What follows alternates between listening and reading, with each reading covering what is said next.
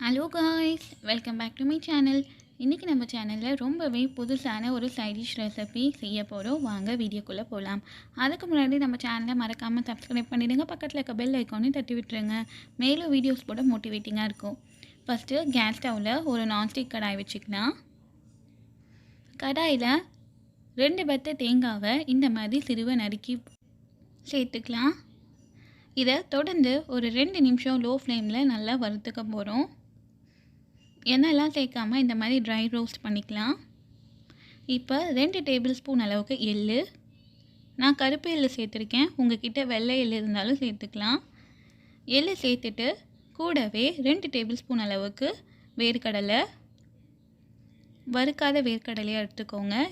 இப்போ 3த்தையும் நல்லா வறுத்து விட போகிறோம். தொடர்ந்து ஒரு 4 நிமிஷம் லோ ஃப்ளேமில் வறுத்து எடுத்துக்கோங்க. எள்ளு லேசாக வெடிக்கிறப்ப எடுத்துக்கலாம். எல்லாத்தையும் வறுத்து எடுத்தாச்சு. இது நல்லா ஆற விடலாம். அதே கடாயில் 1 டேபிள் ஸ்பூன் அளவுக்கு எண்ணெய், 2 மீடியம் சைஸ் வெங்காயத்தை சிறுவை நறுக்கி வச்சுருக்கேன் நீட்டு வாக்கில். வெங்காயத்தை நல்லா பொன்னிறம் மாற வரைக்கும் நல்லா வறுத்து எடுக்க போகிறோம். இந்த அளவுக்கு கலர் மாறி இருக்கணும். இப்போ வறுத்த வெங்காயத்தை தனியாக ஒரு பிளேட்டில் எடுத்துக்கலாம். எண்ணெய்லாம் நல்லா வடிகட்டிட்டு எடுத்து வச்சுக்கலாம். அதே கடாயில் வெங்காயத்தை வதக்குற எண்ணெயே போதுமான அளவுக்கு இருக்குது. உங்களுக்கு வேணும்னா இன்னும் கூட சேர்த்துக்கலாம். 2 கிராம்பு, 1 பட்டை கொஞ்சமாக சேர்த்துக்கோங்க. கூட கொஞ்சமாக ஜீரகம், 1/4 டீஸ்பூன் அளவுக்கு சோம்பு நிறைய சேர்க்க வேண்டாம். இஞ்சி பூண்டு விழுது 1 டீஸ்பூன் அளவுக்கு சேர்த்துட்டு இது கூட நம்ம வறுத்து எடுத்து வச்சுருந்த தேங்காய், வேர்க்கடலை, எள்ளு சேர்த்துட்டு இது கூட ஒரு பழுத்த தக்காளியாக நறுக்கி சேர்த்துக்கோங்க ரஃப்பாக. இதை இந்த மாதிரி தண்ணி சேர்த்து பேஸ்ட்டை அரைச்சி எடுத்துகிட்டு வந்துடலாம். அரைச்சி எடுத்துகிட்டு வந்த பேஸ்ட்டை எண்ணெயில் சேர்த்துடலாம்.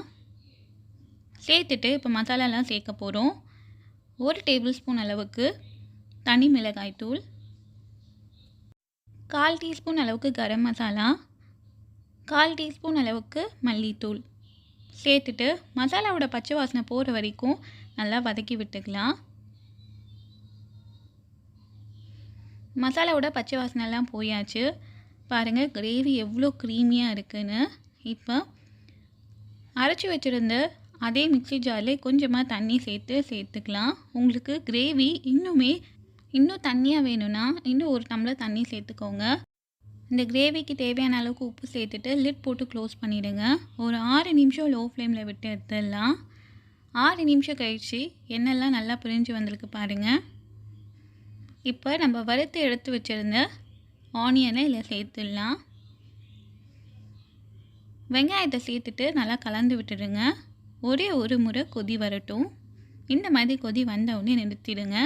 புதுசாக சாப்பிட்ணுன்னு நினைக்கிறவங்களுக்கு கண்டிப்பாக இந்த கிரேவியை செஞ்சு கொடுங்க. ரொம்ப விரும்பி சாப்பிடுவாங்க. இதை ட்ரை பண்ணி பார்த்துட்டு உங்கள் கமெண்ட் சொல்லுங்கள். சப்பாத்திக்கு ரொம்ப ஆப்டான ஒரு சைட் டிஷ் ரெசிபி இது. தேங்க்ஸ் ஃபார் வாட்சிங்.